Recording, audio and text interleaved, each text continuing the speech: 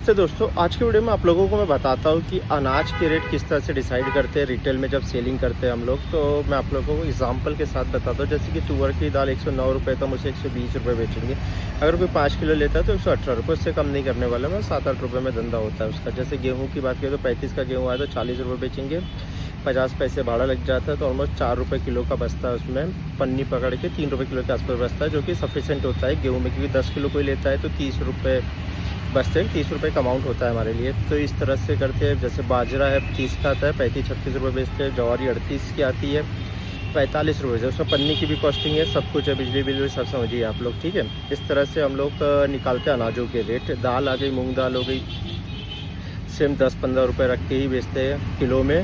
हाँ, सपोज़ कोई 1 पाव लेता है, जैसे तुअर की दाल कोई 1 पाव लेता है तो हम उसको 35 रुपये पाव बेचेंगे, बिकॉज वही हमें एडजस्टमेंट करना पड़ता है। और किलो के रेट में तो हम लोग वही 8-9 रुपये में ही चलते हैं, उसी में हम लोग व्यवहार करते हैं, जिससे कि आपका धंधा बढ़ता है और तेज़ी से बढ़ता है। क्योंकि लोगों की तुलना में लोग 15 से 20-20 रुपये मार्जिन रखते हैं, जिससे उनका धंधा स्लो होता है। और आप बेचते हो 10 रुपये 8 रुपये सस्ता, तो आपका डेफिनेटली धंधा बढ़ेगा और लोग कस्टमर आपसे नए नए जुड़ते जाएंगे। तो इसी प्रकार से हम लोग ये अनाज का धंधा करते हैं, 10-20-15 रुपये रख के, इससे ज़्यादा का नहीं रखते हम लोग मार्जिन।